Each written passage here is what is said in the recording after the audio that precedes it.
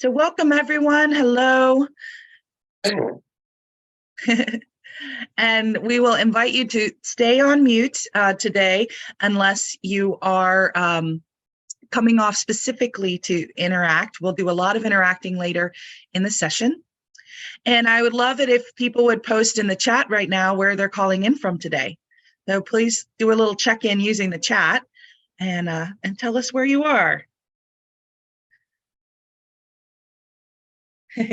Someone in Raleigh at the local farmers market. I'm glad that's a hospitable environment for calling on Zoom. And then we have Indiana, Iowa, Massachusetts, Manhattan, New York, Colorado, Rhode Island, England. You can be more specific if you want. We can handle it. Santa Fe, New Mexico, Charlottesville, Virginia. Hey, another one over near New York City, Brooklyn. Jess is in London today. Nick from Singapore, yay! Thanks for being with us, Nick. I know it's pretty early on Sunday, maybe for you, or no, maybe it's very late at night. But welcome to Florida, Michigan, Wisconsin, more Florida, more New Mexico, the Welsh border of England, Hamburg, Germany, Bernhardt, Grüß Gott, California, Canada, Norway, Aurora, hi Norway. So we're going to get started here with our program. Just to let you know, this is a program of the Coincidence Project, and the Coincidence Project is pursuing a vision to illuminate the invisible currents that connect and unify us. And one of the main ways we do that is by offering events where people can share their stories and experiences and learn more about different topics. So Coincidence Cafe has been going for 2 years now. We made it a public series starting at the beginning of this year. And we always have different hosts. I'm a standing co-host of the cafe. And then different people that are regulars at the cafe and members of our board, who we refer to as our Coincidence Ambassadors, take turns hosting. So it's something that if you're here on the call today and you have a lot of interest in a particular topic, you might volunteer to work with me and another person. Usually we'll do 3 people. Today we'll have 2, myself and Kay Landon, co-hosting. Often I'll step back and let 2 other people kind of take a little bit more of the lead, and then I'm just here to help support and kind of plan out how to use the 90 minutes well. And we are a nonprofit organization, so that means we exist on a donation basis. I'm putting in the chat a little note about that. If it's something that you might like to donate to, we would definitely welcome that, but this program is free and open to the public. We just invite donations if that's something that you're able to do and interested in doing. And any gift of any amount is wonderful and helps us to have the money to do the work that we're doing. So there's no gift too small or too large. We will take the little and the big. So thank you so much for being with us today. I know there's probably a lot of people that are maybe joining us for the first time today. So we wanted to do a second icebreaker question using the chat. Tell us a little bit about how you first learned about the Coincidence Project. If you can remember how you first learned about this, post it in the chat for us. And let's see a little bit more about this community of folks that we've got on the call today.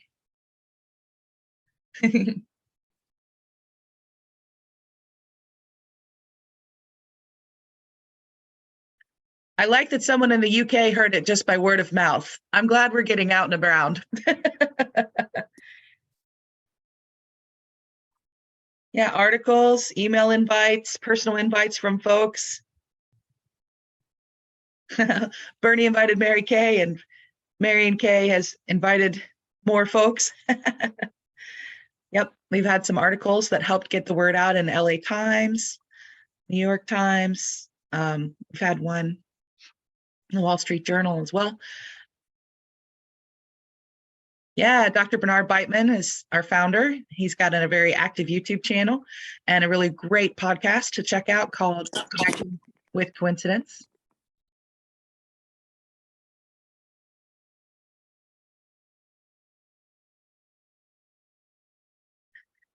Someone found Bernie's book, Bernard's book. His first book in 2016 is Connecting with Coincidence. More recent book, 2022, is Meaningful Coincidence. From Catherine Windsor. Back on Clubhouse. Yeah, that's how we found you, Kirby. In 2021 and 2022, we did weekly conversations on the app called Clubhouse for about a year. And we may go back to that again later. The Scientific Medical Network, through Bernie and I both spoke at one of the monthly series for Spiritual Awakenings International. And then through Chris Mackey, he's a board member of ours who lives in Geelong, Australia. A workshop with Anna Helene in the Netherlands. She's another member of our board.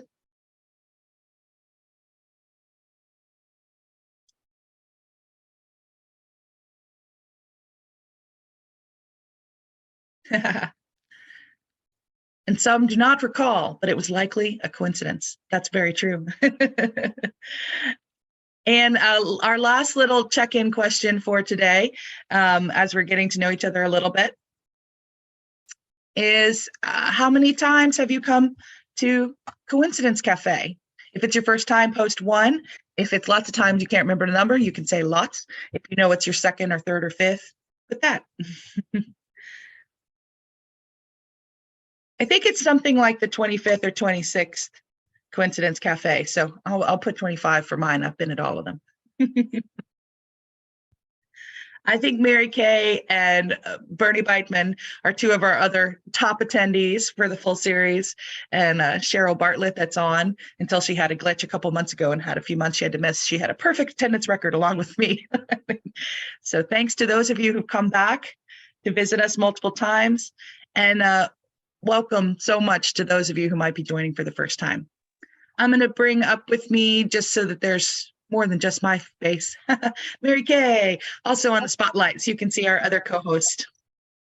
Hello there, everyone. Welcome to the cafe. This is awesome. The 25th. Yeah, it's around that. It's around that. Yeah. Yep. I'd have to go look back at my spreadsheet where I keep track of these things, but it's something like the 25th or so. Congratulations on this continuity. And it's growing. We've got what, 37 people on the call right now. Yes, and we had 37 awesome.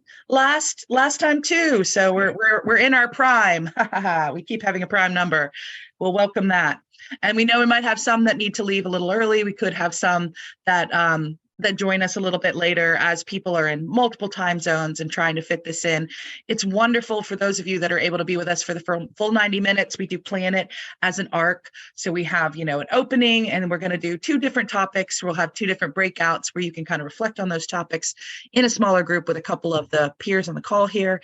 And then we'll all talk in the full group at the end so we can kind of digest and synthesize and inspire each other to go in new directions. So we always all have a loose plan for how to manage the time, keep things going so we get to the things we hope to get to each session. And then things happen on the way. So there's also adjustment and we go with the flow. And that's one of the good things about the Coincidence Project. We have always sought to not only talk about and study and help people describe their previous coincidences that they may have had, synchronicity, serendipity, or other types of meaningful coincidences. We also try to help create an environment in which new coincidences might occur. And so we try to remain open to our own serendipities and synchronicities that emerge in real time as we're together on these calls, and that emerge to help the project go forward. Recently we were really in need of someone who had some assistance with things we're doing with the website and things we want to do with communications and with marketing and publicity. And someone found the project and reached out for the first time. That just found us through one of the articles that mentioned Dr. Bernie Beitman's work. And he has exactly that expertise and has come on board right when we needed him. So a number of times we found that right when we needed something, someone new comes and says, "Hey, I'd love to be a part of this. How can I help? Here's my skill set." And we're like, "Oh, that's exactly the skill set we need right now." good thing we found you. So that's sort of a serendipitous occurrence. It's like you have an exact need. The need is met in a way that you did not anticipate, could not have known is coming. And then there it is, a solution, a possible solution presents itself. And so that's really delightful. And we do hope that new coincidences will occur today. And because of today, particularly, we have a prospective topic for the second part of our time together today, where we hope to help create opportunity or seed the possibility of new coincidences occurring over the coming month for all of us on the call today. So we also have started a speaker series, and we are going to do that monthly. So we have a new monthly speaker series. We've held 2 of those in March and April. In March, we had Lisa Buxbaum and Chris Mackey, who are both in the field of positive psychology. They were talking about spirituality and thriving. And then just last week, we had Bernard Beitman, our founder, talking about meaningful coincidences and how to cultivate more of them. And there was really robust conversation in that session. Some of you may have been in that session with us. You're welcome to put, I was there if you were there in the chat. I think we had some folks, we had about 18 folks from that session sign up for Cafe right afterwards. So that was a great sign that the speaker series was helpful and people learned about Cafe and went right over and signed up for Cafe. So that was lovely to see. And hi, Arlene. Yeah, Arlene was there. And Bernie brought up the possibility of tuning into our own ways of inner knowing. That suddenly you're walking down the street and you think you're going to go right, and you either feel a little physical tug, or maybe there's a little voice inside. Maybe it seems like your own voice. Maybe it's almost as if some other voice is there saying, no, you should go left. And you think, no, I was going to go right. And maybe you do go right, nothing happens. So that's a moment where, who knows, there was a possibility, but it wasn't followed. But sometimes we can follow those still small voices, those tugs, those inner knowings, in one way or another. One person on the call last week mentioned that they had visual images that would flash in their thoughts. Suddenly a visual image would occur, and that would be like a new insight or a sense of guidance or direction. Maybe suggestion, maybe like a command. Some of us have received it like, no, go that way. And you're like, really? Like, yes, go that way. And there was just so much robust discussion about that. How have you experienced some kind of tug or pull or calling? Or was there a voice? Was it your own voice? Did it seem to be from outside of you or from inside of you? Many of us have had this kind of experience. And if we follow that voice, that might be where the really interesting stories unfold, where you might get into a flow and a number of synchronicities occur. It may turn out that one meaningful coincidence then kind of unfolds for you because of heeding or taking advantage of that nudge, whatever the nudge is, that intuitive sense that comes to you of something new that you might need to do, or a new direction you might move in, physically or perhaps metaphorically. Do I need to pick up a book or go check email? And it's like, oh, you got to check your email. There's something right now. And you take advantage of something that was time sensitive. And if you'd gone to read a book, you would have missed it. It can be anything like that. It can be small things that might lead to big things. It can be obviously a big thing, or maybe a series of just smaller things. So the scale at which coincidences occur and the impact that they have on us is subjective, and it varies. It varies from incidence to incidence. It varies in our lives, varies from person to person. It can vary over time. So some people do get voices, others don't. They might have other ways of knowing. I wanted to share a brief version of a story of my own, and then I'll invite us to all go into breakouts. And whatever you're thinking about as you're hearing about this topic, I invite you to share your stories, or perhaps the story of a close friend or family member that you might know of. If you can't think of your own story, you might know of a story from someone that you're closely connected to in some way that you could share. And in the breakout rooms, it's not recorded. So what you share with one another is private, but still up to you.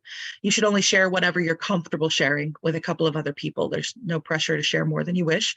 And we also ask that whatever is shared in the breakout room be kept private and confidential. So if you relay the story you learn in the breakout room to a friend or significant other later, please don't give their full name. You might say, you know, a person in my breakout room told a story about something like this, and share that, but we don't really want to give other people's stories away. It should be up to each of us if we'd like to share our stories. Even when we come back in the full group, it's better if you want to share your own experiences and maybe invite a partner from your breakout. You know, if Mary Kay was my partner in the breakout, I might say, Mary Kay, I really loved your story.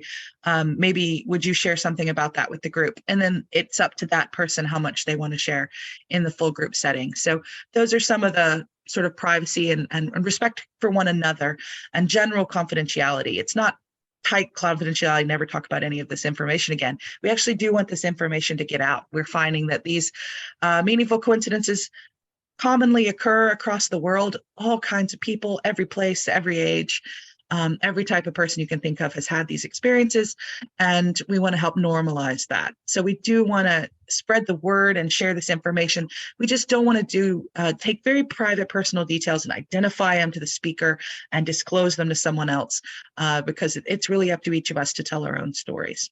So this is my little story to inspire our breakouts. If you're listening and you're thinking, I don't know if I've had anything like that, perhaps my story will help inspire, oh, maybe I have had a little something like that, a little different, but I can see where you're going now. So a number of years ago, I've told this story on one of my interviews with Dr. Beitman on his Connecting with Coincidence podcast, but it was a couple years back that I told this story in one of the times I appeared on that podcast.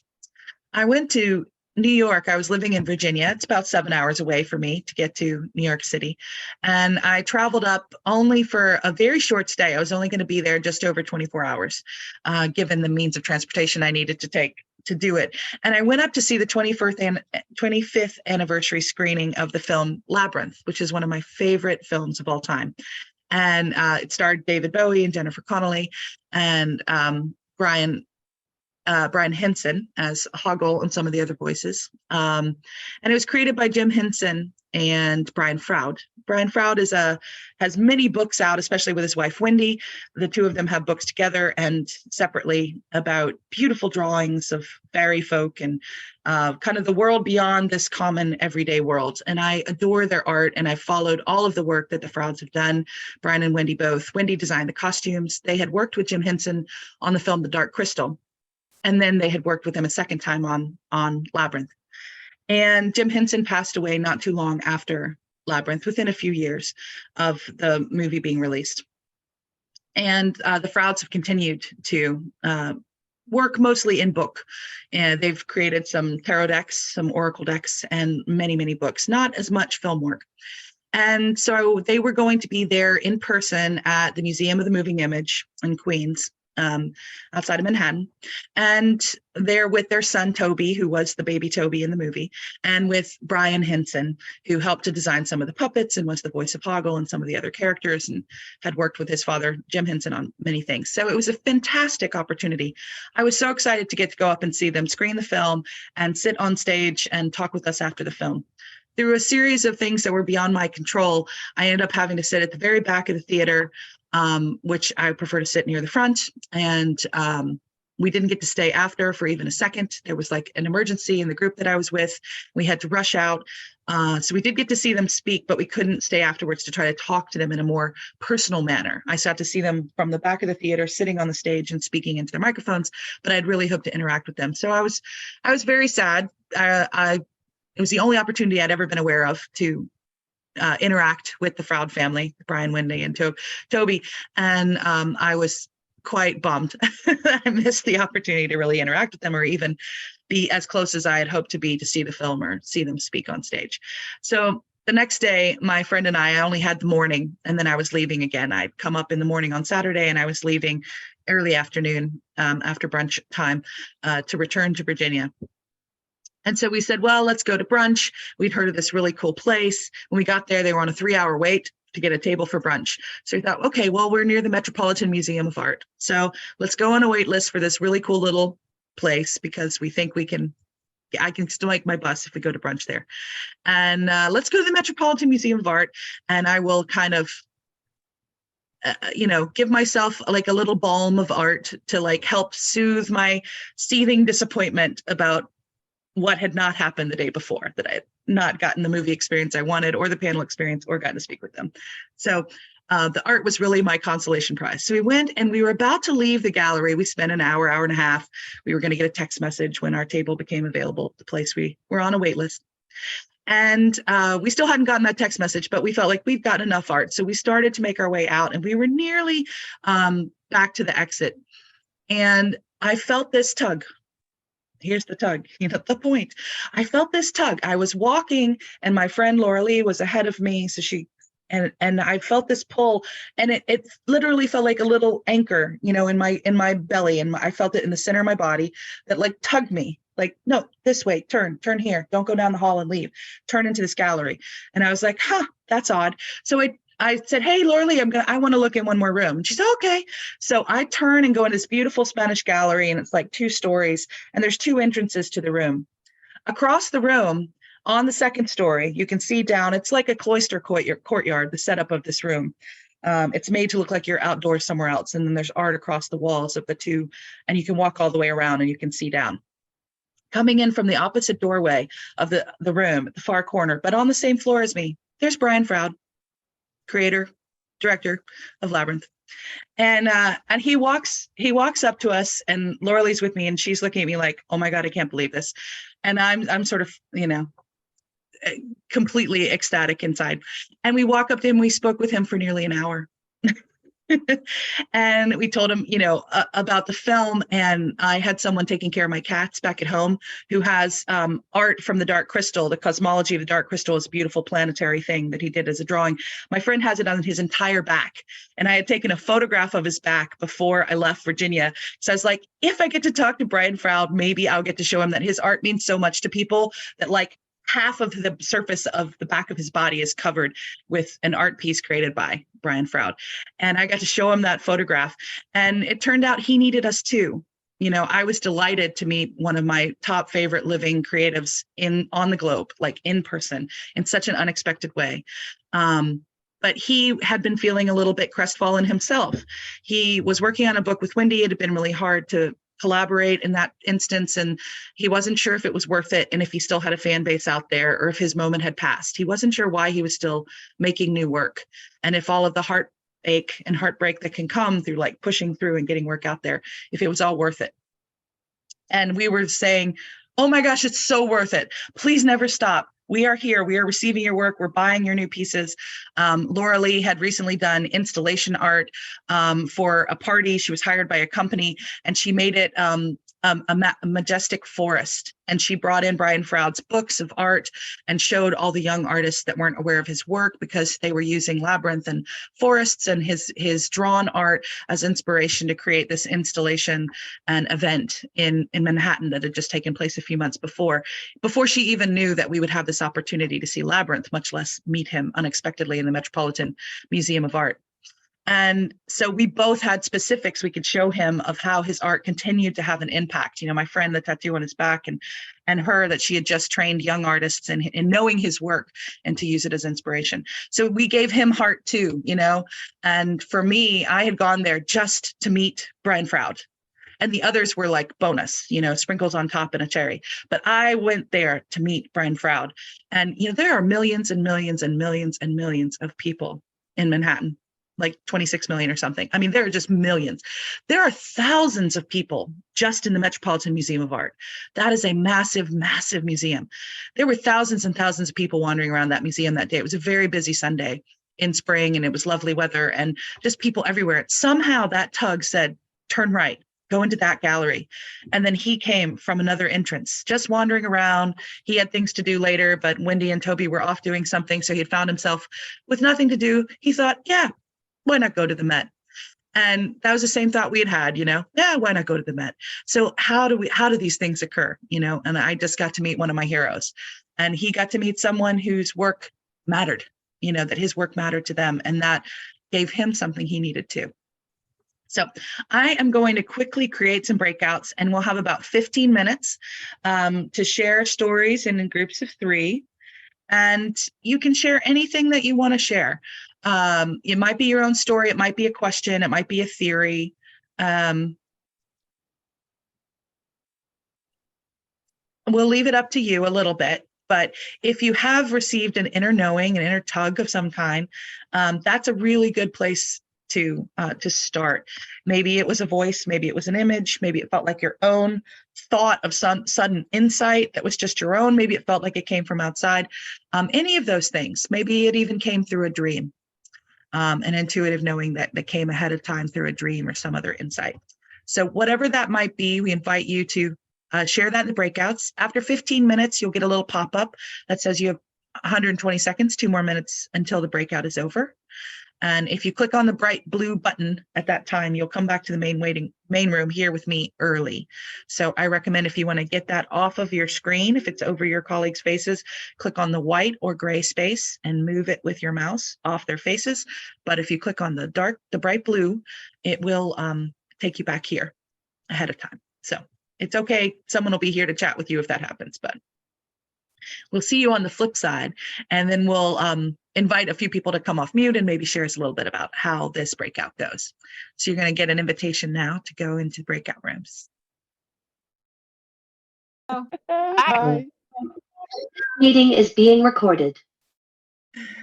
Hello, everybody. Welcome back. I hope you were able to make your way to breakout rooms and have some interesting conversation with your colleagues there. And I was able to join 2 different breakout rooms briefly. I would love to hear from a few of you if there's anything that came up in the breakout room that you'd like to share, or anything new you learned, or if you had a coincidence with yourself and another person in the breakout. That'd be fun to hear about. It's helpful if you use the reactions on the bottom button. Use your mouse at the bottom of the screen, and a bar will appear. And if you click on reactions, you can raise your hand. And it's really helpful if you raise your hand. Yeah, Surinder, I see you first. Please let us know. How did I make to be first? But I am very happy. Yes. Yeah. So our breakout was a German connection. So I met a friend from Mexico. A friend essentially means I feel instantly connected when I talk to people most of the time, and I did. One from Mexico and one from Germany. And we all have similar interests, not exactly the same. And I will let those people share that. But I shared with them, after this morning, you asked about how did I learn of cafe and all. Then I searched my email database, and I found that I had written to Dr. Bernard an email on July 2021. So I read that email to you. I said, "Dear Dr. Bernard, I had a thought. Every interaction is an energy exchange." But that was based on my instinct. Then I had been using that phrase with people I interact with. Today, July 27, 2021, I did a Google search using my line and found, amongst others, your 2016 blog that mentions a need for measurements.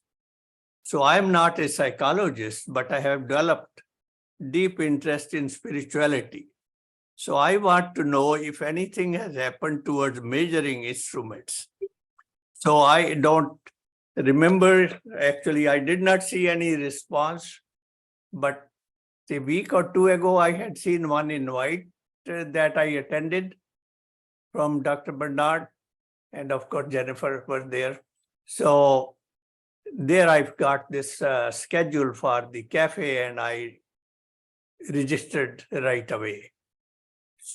So, but the people I talked to, they were all, or both of them, are into consciousness, connections, and I heard a new word called morphologic. And I will be researching and searching that word a little more, how that works, but it relates to consciousness. So thank you, everyone. I'm so happy that I'm here. Thank you, Surinder. And after you speak, you can also click again to lower hand. Still That's unreached. It's, yeah, gotcha. So we have Sarah and then Gregory. And you're still on mute, Sarah. There we go. So, hi, Juliet. My story was actually a continuation of your story about labyrinths. I did get a little bit lost while I was in there. It always seems to happen. But we ended up talking about Sanibel, which I've never been to Sanibel, but I know it in my mind because a friend of mine used to have a villa there. And then we got talking about Florida, and there seemed to be an awful lot of Beatles connections because my labyrinthine story with David Bowie had taken me to a hairdresser called Rubber Soul Hair. And I'd started to tell the people in the breakout room because one of the people had said that they've got all these connections with Paul McCartney.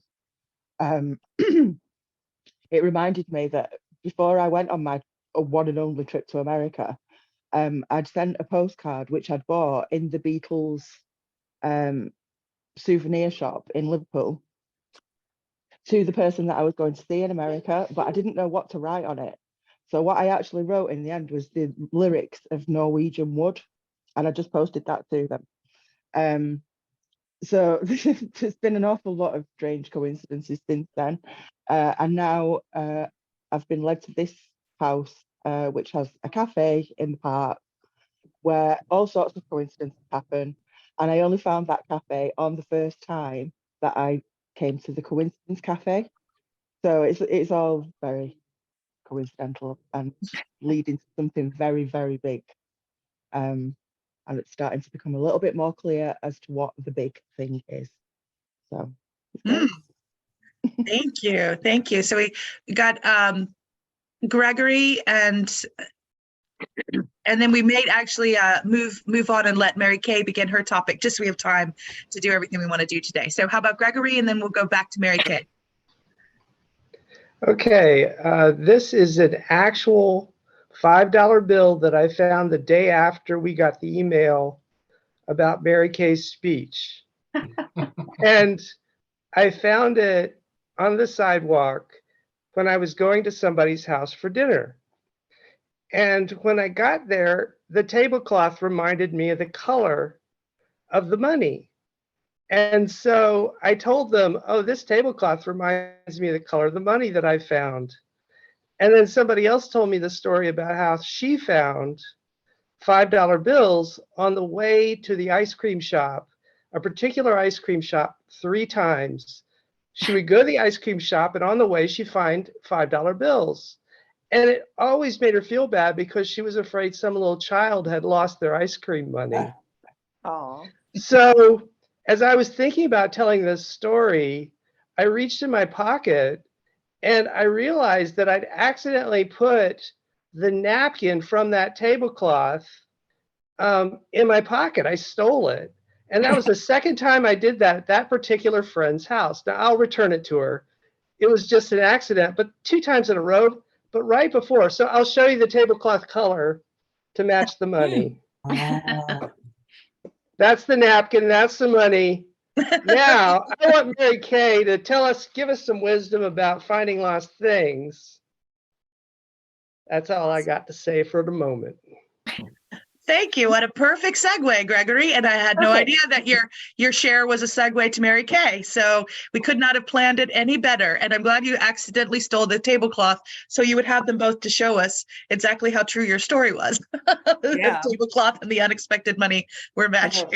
That's I know, but it was fantastic. like a money patterned napkin and tablecloth. Gregory, and I thank you. You sent me an email too, and I'm sorry I didn't have a chance to respond personally to you, but thank you all. Yes, this topic of unexpected money is fascinating. Well, first of all, I mean, I developed an interest in synchronicity, and then I decided, I love hearing synchronicity stories, and I know I'm going to sound almost heretical in this group by saying that I'm actually, personally, I'm more interested in prospective seeding of intention to yield to meaningfully connected events. Okay, so that's kind of where I come into this topic, is I like to see whether we can almost I mean, manipulate's kind of a tricky verb, but can almost, just like, people have done for millennia through prayer and spell work, blowing out candles on birthday cakes, making wishes, that people have tried to influence future events. And so to me, those are kind of interesting coincidences when you start with the thought of what you want, and then and you put that out there, and then it kind of manifests, or see how it manifests. So I chose money because I wanted first of all, I wanted a positive kind of intention. And I also wanted to study, like, this was, I was in, having to come up with a dissertation topic at my grad school. And I chose money because it's much more universal than a lot of the other things people pray for, like, a relationship, or a nice home, or a good job. I mean, to me, those kind of narrow people into certain, demographic categories. And I wanted to open up this query to as large a population as possible, adult. I mean, I wasn't going to go for children because of, obvious ethical concerns and everything. But even as I heard a story in my group, I mean, even children, it's meaningful. Money is meaningful even to children too. But at any rate, I kind of chose money because it was so universal. All of us civilized people, unfortunately, or people living in culture, we have a relationship with money. And so I decided to put together a study for my, almost like a social science experiment for my dissertation, which looked at, okay, if we can set the intention for money and then maybe do it over a month, what's going to happen? And I actually got my IRB from my school, by Institutional Review Board, to approve a study where I actually kind of tricked people. And I kind of lured people into the study by saying, well, are you interested in unexpected money, and who does it come to, and how often? So I didn't tell people it was an experiment. I told them that, I want them to just record and be aware of unexpected money over time. But what I was really doing was sorting them randomly into groups of where I would ask for them to do different activities. So they all had to pay attention. And of course, I operationally defined unexpected money, and we'll do that later in this program as well. But I basically, broke them up into 3 groups. One that I gave a candle to and asked them to burn it with the intention, like a little green candle, kind of stereotypical. But anyway, I asked them to burn that and think about, attracting money to themselves. The next group, I said, well, just do whatever intentional activity comes to you. And then the third group was a control group, which just paid attention, and they didn't actively do any attention exercise. They were just paying attention. And I got some statistically significant results. The group that burned the candle had reported more incidences of unexpected money than the other groups. And so it was kind of exciting. So and then I did a bunch of other side analyses that which I can reveal later when we talk about the exercise for this group, so last year about this time, I brought this idea to the Coincidence Cafe, and we ran it more as an informal, just setting the people paying attention. They could actually exercise an intention if they wanted to, but they didn't have to. It was just more about pay attention and report any stories that come up, that happen over the month, and then at the next cafe. And so we did that, and several people really had these interesting stories. And I can just share the one that came to me, because even at the time I didn't know what it was actually going to yield. But during that month, I found out that my company that I work for, which is an IT company based in Massachusetts, has no connection to Montana whatsoever, decided to send us all to Montana on a retreat.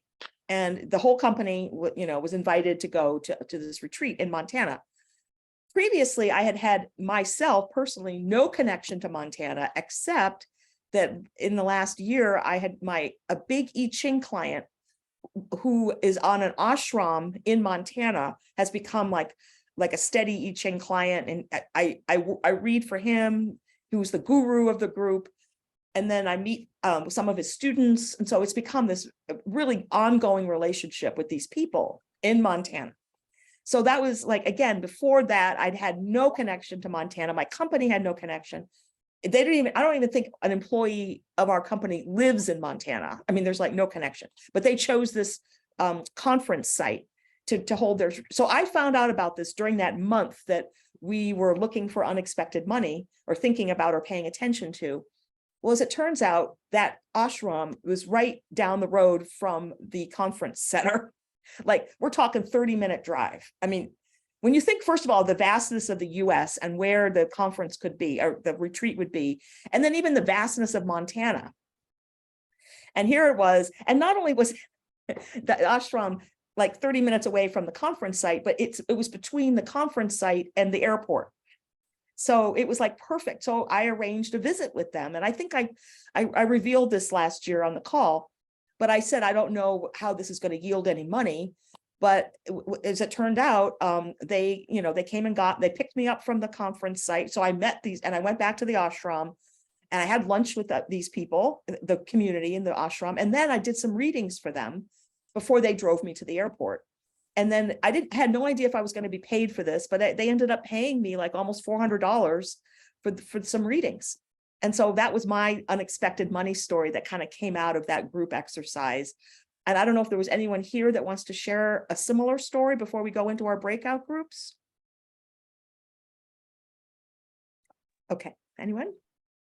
From last year, I know there's probably a couple of people that are on the call that were the last. I could mention something. Can you raise your hand and then I can put you on the spotlight? Okay. Where's my hand? Reactions.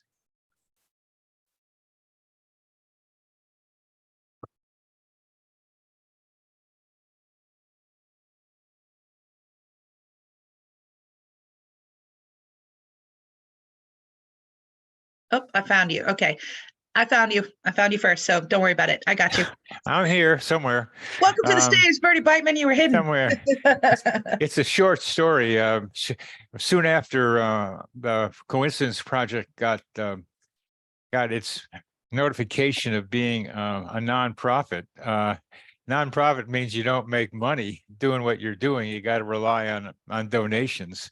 A check appeared in the mail at my house for $1,000, said to be used for whatever the Coincidence Project needed it to be used for.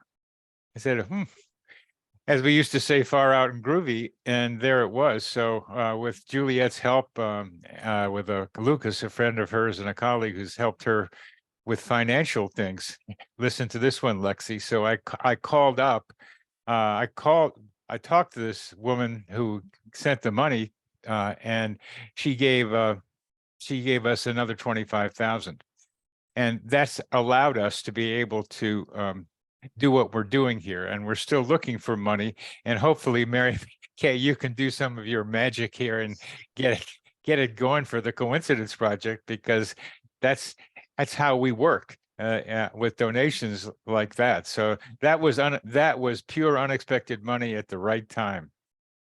And also, Bernie, I'm sort of feeding back on that. I was able to, as I had told you, at the end of the year, give a bigger contribution than I expected to the Coincidence Project, because I got a huge bonus at work that I had no idea about. The year before I had gotten a small bonus, but this one was like 5% of my annual salary. Never gotten a bonus that big in my life. So I was able to double my contribution to the Coincidence Project. And thank you, Mary Kay. And thank you very much. So basically we're going to go into breakout groups. Are we on schedule here? I guess we are. We're perfect, actually. Exactly where we thought we would be. So I'll drop the prompt we had in the chat there, Mary Kay, so people can see it. Oh, did you? Oh, you want me to type it in? Yep. Mm-hmm. Oh, okay. So basically we're going to be sharing an unexpected money story. All right, I'll type it. No, I already did it. It's there. Oh, you did it. Oh, I'm sorry. I didn't see it. I took care of it for you. Thank you, Juliet. So basically, we're going to talk about, share amongst yourselves, again, in a private setting, not recorded, any sort of ideas about how money has come to you, or somebody you know, or even a news story. I heard something on NPR last weekend about, it was a story on poverty and about how a pizza delivery person brought a pizza to a church and they just handed her $1,000. And she needed it so bad. She was behind in her rent and it just came at the right time. So even if you've heard a story like that, to sort of share, to get the juices going about this idea of sort of money coming to you unexpectedly. This is again, I will define it even further after the breakouts, but I want to kind of leave it a little bit open now for discussion. And then again, we can share anything, you have an opportunity if you want to share it in a broader group when we get back from our breakouts. And you'll see the invitation. We'll pause the recording. You'll have 10 minutes this time, a little slightly shorter amount of time. And you should have about 3 colleagues in each breakout room, and just try to make sure everybody has a chance to share their thoughts or their story. And then you'll get a 1-minute countdown to return. So it'll be 11 minutes in total this time. So we have some full group time together when we return. So we'll see you all in just a minute.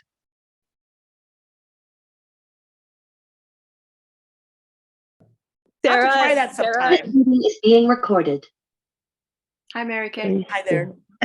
Oh, hey, Vidya, I finally see you. Yeah, think I was you- up under another name before. Yeah, I thought Got a little you were under confused. Juliet maybe, and Yeah, that's what it exactly. looked like. Yeah. Two Yeah, it's Juliets like- there. Yeah, that's somehow Zoom decided that Vidya and I were the same person today. So I went and joined her breakout earlier because I was curious to see who the rest of me was. And the rest of me today was Vidya. Somehow Zoom made me twice. I don't know. Yeah, I said there we was were another experiencing Juliet too. non-duality, we were just being put together in some way. So I was actually Juliet in the beginning, and I Yeah, thought, I saw her as well. Oh, Yeah, right. And I thought, there were I don't 2 think that's my extra name. Juliets. So anyway, so Suzanne and I were experiencing some non-duality as well. Yes. Nice to meet you. yes. So anyway, Sto So, facendo, Barbara- adesso ho finito, ascolto, ti faccio. È ora giusta, sai, non sono in ritardo. All right. I think that might have been an accident since it was not in English. I think the person might be speaking. So it can be helpful to just stay on mute until you're meaning to interact, because we'll get a lot of background noise in a big group like this. Mary Kay can help facilitate us, and I think probably take it away, Mary Kay. okay, so your assignment, if you choose to accept it over the next month, is to pay attention to unexpected money events coming into your life. And I said, if you want to, you can also use whatever intentional practice is meaningful to you, but but that's not necessary. Just paying attention and maybe appreciating if something does come in, and just say thank you to the universe or to whoever you ascribe these coincidental type events, because it's a coincidence in that we're talking about it now. And then if you have the event, that's coincidental, right? So that's related to our discussion. So a few prompts. First of all, if you're queasy about the idea of asking for money for yourself, or paying attention to it, or thinking, oh, I don't need money, and I feel there's so many poor people out there in the world, I don't want to be taking away from their, what they might be getting.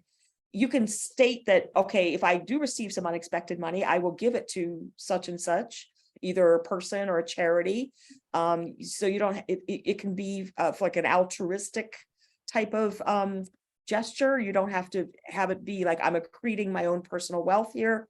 When I was doing my study, I did have a few people that had, ethical difficulties around that. And so you kind of counter them by saying, okay, well, you can, take any gains and, give it to either a family member or a friend in need, or like a charity. So I just want to get that off the table right away, that this doesn't have to be a selfish endeavor by any stretch. So the types of money, first of all, it's positive events. We don't want to encourage like insurance payouts because you had an accident and are injured, or that you had to sue somebody and then they finally paid you, or something like that. It's more about positive events. And it can even be, like I just described before the breakouts, a bonus at work, that you weren't expecting. It can be a raise that you weren't expecting. It's not just money on the street. It can be an inheritance that you weren't expecting. In my study, I had a guy, actually this was in the era before the internet, but I had no problems actually recruiting people. But I did a few, I guess one of my rules was they couldn't know me well enough to know what I was up to in the study. So they had to, but my parents recruited a couple of their elderly friends. And one of them was, a neighbor who had relatives in Sweden, family in Sweden. And he found during the study, one of them wrote to him saying, I'm really sorry, but such and such uncle died a long time ago, and he left you some money and I kept it until now. But now I'm overwhelmed with guilt, and so I'm going to give it to you. So it could be stuff like that. I also had situations, a couple of them in the study, where people received unexpected offers to sell their property, like their home. So there was that going on too. There was an unexpected trip that somebody paid for. Actually, I think we even recorded a story like that in our group from last year, that someone got a trip that someone paid for. So there's different types of ways that this largesse can present itself. But I want to emphasize again, positive events. We're not looking for you to, we're not asking the universe to show up and, well, it would be nice if you're sued. I mean, if you sue someone and they pay you, that's great. But that's not the type of event we're looking for. Oh, I think it is. Or, well, it might be. I've got some raised hands here. We get Lexi first, and then Cheryl, and then Vicky. So Lexi. So I just wanted to share, Sarah and I were in a breakout group, and she was telling us about how she had come into money from a former colleague. Sarah, if you want to jump in, please feel free to, but we started talking about numerology, and I just moved into a house, 707 West Lane Street, and she was telling me about a book that her colleague had written called Waylaid West. Sarah, correct me if I'm wrong, but just the numerology aspect. And then I'm 22 years old. That's a big thing for Sarah. And it was just very, very synchronous. So just wanted to share that. Thank you. Yeah. No, it's interesting, all these just connections that just show up all the time. Cheryl? You're on mute, I think. Can't hear you. That's a problem with me going on mute. I never remember to turn it back off. Okay, I just wanted to emphasize something you had said. Always say thank you when these things happen, because there is a consciousness out there. And if you thank that consciousness for interacting with you, for working with you, these things are much more likely to happen. Also, we decided in my group that unexpect could itself be a verb. Unexpect your money. Work with it by unexpecting it. And then when it happens, you can be wonderfully surprised. Work with the surprise element. That seems to work better for me. If I expect money or think it's not going to happen, I have a little trouble. When we use play with the universe and interact with that kind of consciousness and say, let's just have fun with this, then it's much more likely to make an appearance. Just saying. Yeah, okay, I'll get to that also in a minute. We're going to have to be pretty quick with these comments. Yeah, We've got 5 minutes. Thank you, Cheryl. Vicky? Yes. So I'm a lawyer, and my little sister's a pig, and she, this interloper came in on my aunt's, when my aunt had Alzheimer's, and got her to sign a new will, and named my little sister the pig as the executor, which really appealed to her ego. And I knew what the right thing was to do for my aunt, because I'd known her all my life, and my sister really didn't get to know her until after she had Alzheimer's. So I just took it upon myself to finally do the right thing, wrote a letter to the interloper, a demand letter, and told her what was going to happen if she didn't settle with us. And I took it over to my sister, and I think maybe the money appealed to her more than being the executor. And she agreed, and we sent it off. and my aunt died a few hours later. Ooh, And then the lady settled within 2 weeks. wow. So you might call that negative, but I call it positive. Yeah, no, I mean, I get it. And I'm just trying to keep this as a generally, I agree in your personal case. It's just, and if you cast it as a positive event, then that's certainly within the realm of this, a realm of this experiment. I just want to keep it kind of, More for the about broad money. universal appeal is what It I'm was trying to get to. taking my personal power back for myself within the relationship of the siblings. Yeah, very good. Thank you. Thank you. Sue? Hi, thanks. I just in my group I told this story. I'll try to keep it short. I lost you, Sue. Can you raise your hand again? It's hard for me to find you to put the spotlight on you if you raise your hand, if you lower your hand. I thought I was doing the right thing. You're just a little too quick. I was trying to get there. There we are. Okay. All right. I'll leave it on. Gotcha. There we go. Okay. So I read this thing about, expect money. And I thought, well, that sounds like a delightful thing. And then I promptly forgot it in a lot of ways, because as the week went on in this past week, since I got that email from the Coinciders, I had, was thinking at work that I had worked the previous Friday, right after I had submitted my pay slip. And this happens, every month, every year or half year, that I will work a little bit on my day off. Friday's my day off, because there's nobody to cover, because I have two other colleagues, and one might be on vacation and out of town, and the other suddenly is sick. And so this week I had been thinking, that and another thing that had happened made me feel like I should talk to my boss. And on that one part about having put in hours, I just wanted to find out if there was a way that I could officially swap hours in my next week, which started a new pay period. And so I talked to her, and she said, let's talk to our administrator. And the administrator said, no, you get paid for those hours, which really kind of startled me. And she said, send me an email and tell me how many hours you did. And I had reported it in my status report. So it was documented. And I went and I looked to when I had actually logged in and done work and made that up. And they're going to be paying me in the next paycheck for 4.5 hours that I really did not expect, even though I, was asking about it. I didn't expect the money. I expected the time to be given back to me. So it worked out for me. Thank you. Yes. Okay. You can see how resonant this topic is. This is great. Danielle? Hello. I wanted to piggyback off of the not expecting, and also the selfishness aspect.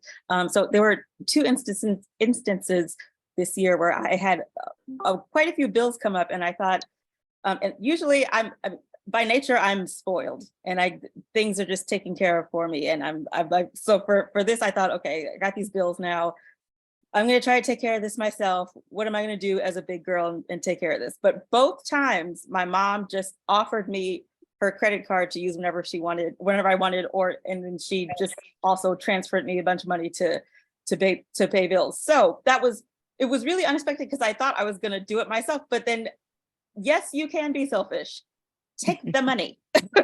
It's not going to hurt you. Take the money, baby. That's what I would say. No, that's fine. Again, everyone comes at this from a different angle, but I certainly appreciate your perspective there as well. Definitely. Okay, Brian, and probably the last one, because I got to say a couple more things. Okay, I just wanted to follow up on what Cheryl Bartlett had said about unexpecting. And another way to look at that would be to detach and just enjoy the spontaneity of the moment. That seems to be the way this level of reality is designed anyway. Yeah, thanks. Exactly. And thank you. That's a perfect segue into what I was going to say. So basically, we like those. Yeah, that perfect segue. And they unexpected. And so some people in the group, in my study, kind of came to that insight of the unexpecting. Like, if I expect the unexpected, or maybe just turn that into the verb of unexpect. There is, though, I did find a pattern among people that were more successful at this than others. And that is that there was a huge effect, because I asked them before they started the exercise at the beginning of the study, I asked them to rate themselves on whether they were going to receive unexpected money during the study.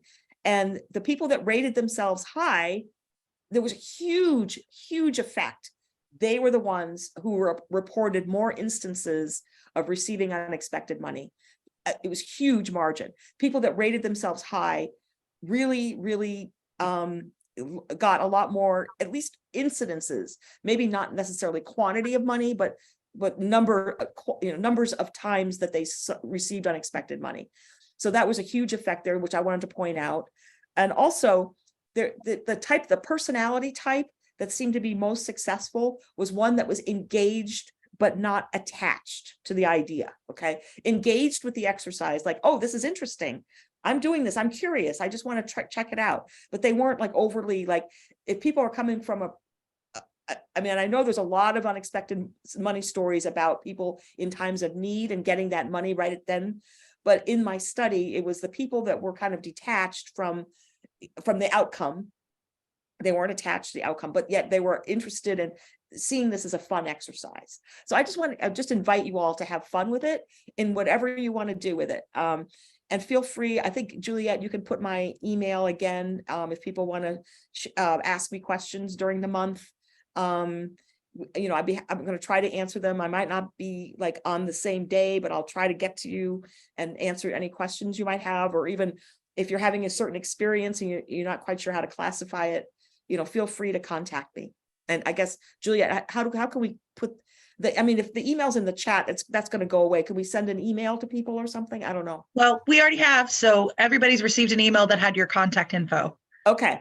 So all right, you all got it in your email by virtue of being registered for Cafe. So we're set for okay, that. so it's in there. It's in the email. Okay. I saw it there, and I know I've received one email already before the session. So I think that's all I got. Does anybody else have any questions about what we're asking, or the sort of this fun exercise? Again, you don't have to do it. It's totally optional, but it's just something fun to do and something prospective to create new coincidence stories. And maybe it might even be helpful to you, like receiving some unexpected, largesse from the universe might be helpful to you or your loved ones or to your favorite charity. And I think I liked what you were saying about people in your study seem to be very successful if they had an attitude towards it of curiosity and engagement, kind of, let's see what happens, but not deep attachment. Right. It must be, I need $200, or like it has to happen or I'm going to be so pissed off. Like there's different ways that we get emotionally attached, or maybe we get very specific about what has to happen or in what way, then things seem to not happen. And we've been talking about that a lot. That's a trend that's been coming up in multiple events of cafes and the speaker series and our engagements with one another. And it seems to be a state of being in which coincidence and synchronicity is more likely in general when we have this unexpected, expected, loosely held openness and curiosity and inquisitiveness, and a positive sense, yes, this is possible. It can happen for me. So there's like a sense of optimism, but not grasping. But if it doesn't happen to me by tomorrow, then I'm going to be angry with the universe. And I'm going to feel like I wasn't one of the chosen ones. Like if we put a lot of attachment to a particular specific thing, it seems like the trickster aspect of the universe is like, nope, you're not going to get it now. Right. And that happened. So that attitude of how we hold ourselves and how we encounter reality, it seems very fundamental to the fluidity, the flow, the sort of, unfolding of synchronicities that can happen. In this case, we're bringing some attention to money, which might come in the way of, something that would have cost you money being taken care of in another way, or you're unexpectedly taken on a trip, or you're taken to a concert and you don't have to come up with the money for that ticket. So it might come up as an experience that is valued in our world the entry fee is generally money. And in this case, you didn't have to pay it. So it could be an opportunity that comes that could have cost you something. And in this case, the opportunity came in a way where it didn't cost you something. So it may not be cash in hand either. I think we saw that even in last year when we tried this experiment. But synchronicity in general, meaningful coincidences seem to follow the same attitude. So it's one we can have towards many, many subjects. So, chance encounters that are going to unlock, beautiful golden doorways, as our board member Ian Karras likes to say, to new possibilities and to new opportunities and taking us forward in our life.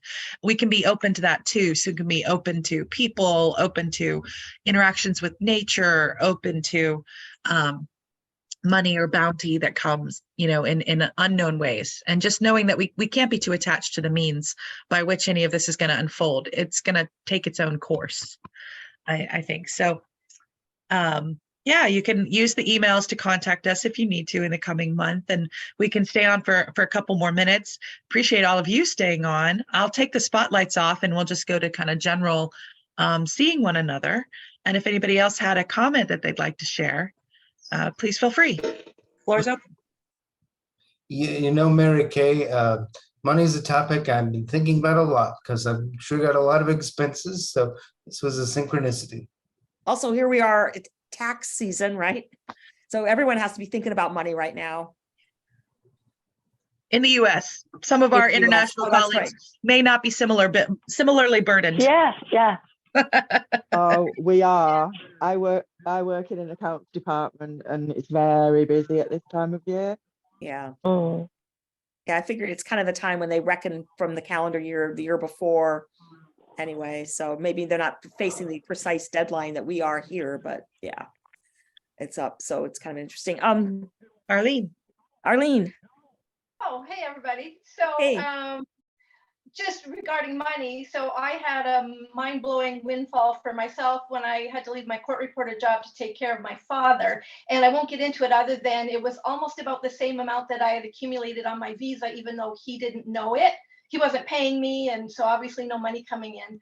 So that was mind-blowing. But I just thought I would ask everybody, because synchronicity sort of came to me in an ask about where does all the love go when people die. And I visited an angel reader in 2012. And at the end of the reading, she asked me if I had any questions. And I said, well, my friend's grandma just died. Is there anything you can say to me that I can give to her to comfort her? And she said, well, she'll be in her life review for 3 months, but she's going to send dimes. And then all of a sudden I became the dime person. Like, the universe started just exploding of all these dime stories that people that didn't believe in the afterlife started calling me and telling me about dime stories. So because we're talking about money today, and people talk about butterflies and birds and symbols in that way with nature, but I didn't know if any of you have experienced finding dimes. They used to say it was more of a father figure, but I find it's everybody, and it's not always in the same vein. It's again, like, really quite exciting and funny how they send them. Just about something they might notice in the next month if they've never experienced it before.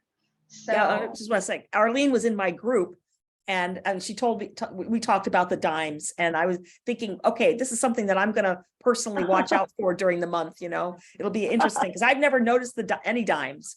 So I'm sort of very virgin to that concept. So it'll be interesting to see if now that she's stated that idea. Because in 2012, when I Googled it, there wasn't hardly anything about it. And now it seems like a lot of people, when I say, oh, yeah, I find dimes, and they're like, yeah, I do too. It's like a kind of a cute secret between everybody, but more people are finding out about it. Yeah. So I'm going to watch for those. Sarah? Sorry, you reminded me when you mentioned the dimes. I went with both of my daughters and my grandchildren to the cinema a couple of years ago, and once you get inside the cinema building, there's 2 or 3 escalators to go up, and I was with my eldest grandson Charlie, and we found, I don't know, 5, 6, maybe more, just pennies on the way up there. And we were going to see Sherlock Holmes. What was it called now? Like Romeo and Juliet, Sherlock Gnomes. not Sherlock Holmes. So it was very funny that we found all those coins on the way up. It was like a treasure hunt on the way. Oh, that's cute. A lot of times you'll find them on like death anniversaries or your birthday. Or... I also had dime experience a week after we buried my mother in 2017, and on my way home along a street called Dollar Street. Yeah, it's Dollar Street, and I saw something, a glint, and then it's a dime. I know. Yeah, a very, very shiny one. And said, oh, nice. And I'm so happy. I love picking these things up when I see one, or, just, I wasn't going to spend it, but it was a long and dark street. The lights were off that evening. And so I found another. And a lot of times, I guess people say that if you notice the date, that and it's usually date side up, that's very significant. And for my cousin, schooners were a big thing with her person that passed. And she always finds the dimes in Canada. It's a boat. The schooner side is up. Yeah, and when I got the second dime, I said, "Give me a third one, a hat trick. I want a hat trick." Yeah. So we always and then I was, oh my gosh, I'm nearing my street, and where is my hat trick? And this is the desperate one. But before I turned on, that's the third dime. Brian? Oh. I was going to say, for me, it's pennies. You guys may be familiar with the old song "Pennies from Heaven," and my spirit team likes to send me pennies, especially to say mea culpa sometimes. I love picking those small amounts. Yeah, I've definitely noticed more pennies in my life too. But anyway. I got Autumn too. Autumn I don't think she's gotten to speak yet. Autumn, are you there? Oh. Yes, I'm here. Sorry. Oh, good. Unmute. Mine was back to the beginning when you were talking about your labyrinth story. Yeah. Oh. I don't have any connection really to the movie. I know everything you're talking about, but it just occurred to me that I'm leaving in less than 2 weeks to go build a labyrinth at a retreat center in northern New Mexico. And I was like, that's an interesting connection. That is, I offered a retreat last year in April in which our goal was to build a labyrinth at the retreat center. Although the Omicron variant from COVID came out quite strongly at that point, so we didn't have enough people to hold that retreat. But I actually hold the intention to hold a retreat at which we build a labyrinth. Has not quite happened for me. So I'm glad to hear you get to go build one in northern New Mexico, because I'd like to see, lots and lots of labyrinths on the earth. There are many, and there can be even more. Yeah. And Suzanne, I think you had your hand up as well. Hello, everyone. This is my first time here. I just want to say hello and thank you for having me in this group. I know it's kind of late, we're running over, but I just hearing all these stories about coins. Mine's a little bit more on the paranormal side, but whatever you consider paranormal. I have a box of coins on my dresser from all around the world, and they're just like a reminder of my life and my journeys that I've taken.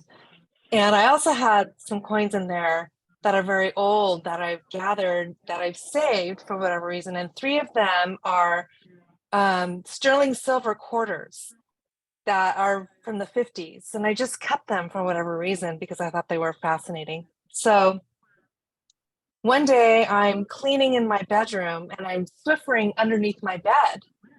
And my bed has like about a 2 to 3 inch gap. So it's really difficult to get to the very center. So I take the Swiffer, and when I'm Swiffering in the middle of the bed, I hear these clinking sounds. And I thought, well, what's that? That's weird. So I pull the Swiffer out. And when I do, there's a quarter. And I pick up the quarter and I'm like, well, that's weird. Well, this must be more than one since I heard a clinking sound. So I put it back in again. And when I did, 2 more came out. And they were the 3 sterling silver corners from the box on my dresser, and I have no idea how they got there. Huh. So very That's odd. a jot. Yes, yeah. In England they called them the jot. What does the What is jot that? stand for? Just one of those things. Just one of Oh, those things. I've heard that before.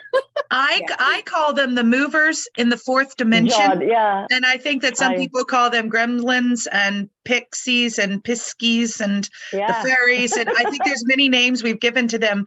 Rather than knowing which one of those names is correct, I call them the movers because they The take jog. things from now and they often put them then. Because you'll look for something 18 times in the same spot. Because you're like, Right. I know if this is lost, it's going to be lost under the Yes. dresser. I know if this Yes. is lost, it's going to be lost in the couch cushions. And then like the 18th time, the 5th time, the 30th time, suddenly there it is in the place you already checked that was empty of it. But now it is Yes. there. And Yes. so I think the movers in the fourth dimension play with time and they like Wow. to take things and see if we're noticing. God. And they have a sense of humor. So they like to Right. deposit them some point in the Right. future to see if you're going to find it. So I And think it's your so movers did this, strange. took it under put it under the bed. They were underneath, like there was a necklace and there was a paper clip and all this stuff underneath on top of it. And everything was It's like- exactly how it was when I put them back in.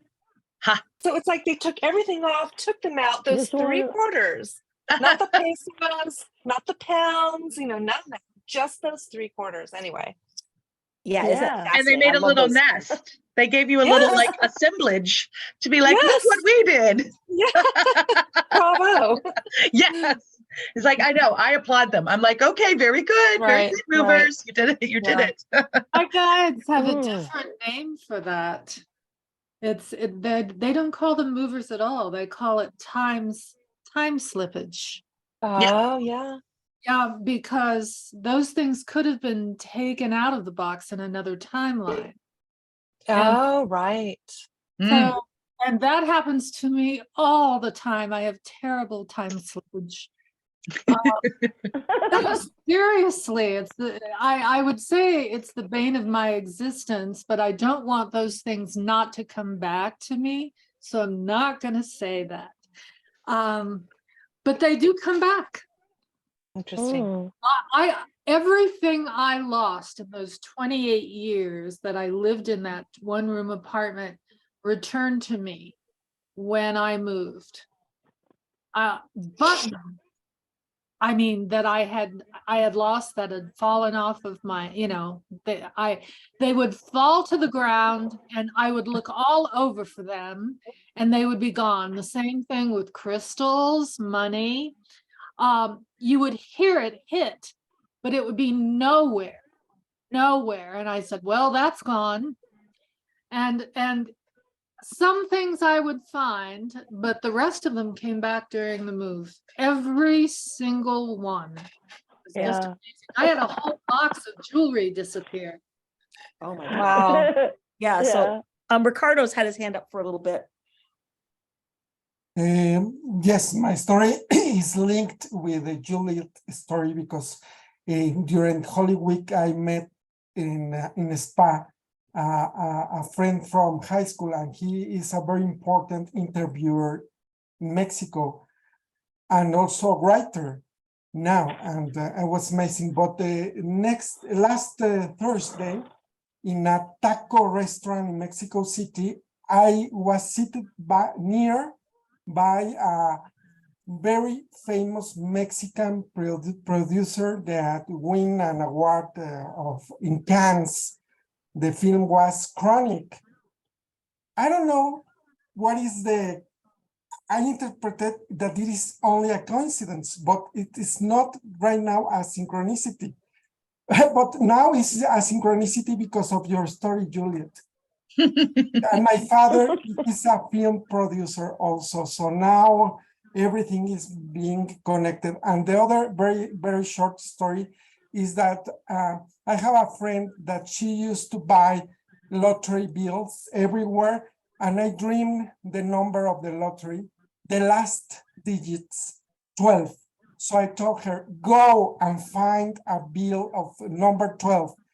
And she got it. And she won the lottery. It was not a lot. It was only $50, and she invited all some friends to have a dinner. A restaurant. Lovely. So I think also we have to think with synchronicity and all these things, intuition, with sharing with others. That's my story. Yeah, no, definitely. Yeah, the sharing is very, very important there. In my study, I had one person win $1,000 lottery prize. I was hoping that somebody would win a lottery prize because that was so much fun, you know. And someone won 1,000, and she had been doing a regular program of intention exercises and things. And but yeah, there was one lottery prize in my study. So yeah, this is fascinating. You see how engaging this topic is. Like, it's almost 1 o'clock, and here we are, or at top of the hour, and here we are still with a lot of people here. So anyway, do you guys any questions of what we're asking? Nope. Okay. Again, and feel free to email me if you have any, you know, questions during the month. I'm actually going to be out of town for our next meeting, but I'm so curious about how it came out that I'm going to make every effort to attend, and I should be able to attend. So and even bring a friend whose house will be staying at on the call as well. Introduce her to the group. That'll be fun. From the, so we'll probably the land of go my ahead and sign off. Yeah. And just be in touch with us through the email if you need between now and next month. We hope that you'll all be back, and we'll be sending out emails. We'll get our next speaker series for May confirmed. We're just firming up our date and keep everyone in the loop about those events. And for now, those are our 2 events. They're free and open to the public. You're welcome to invite other folks that you think would like to know that we exist and might like to come and join us and share their stories and that sort of thing. So please help us continue to grow. You can share it on your own social media or email. You know, feel free to forward things that you see from us. We appreciate the help. We're just a pretty new organization, so we're still trying to get the word out there globally. And it was fantastic today to see people from so many countries. It makes me so happy when I see all of us from across the North America, but also South America, Central America, and then into Europe and Asia, Australia. It's just wonderful. We need more folks from Africa. So tell your friends in Africa, come join us. We want good representation from all the continents because everyone has these experiences and we want to help bring them together. That's what we're here for in the project. Kirby, did you want to add something before we sign off? Yeah, like I want to say thank you to Mary Kay and you, Juliet. I want to say thank you. Thank you for coming. Thank you. It's our pleasure to be here. All right, cool. Have a nice day, y'all. You too. Okay. Bye-bye. Right. Okay. We hope to see you again. Bye, Juliet. Bye, everyone. Thank you. Bye, everyone. Until Till next month.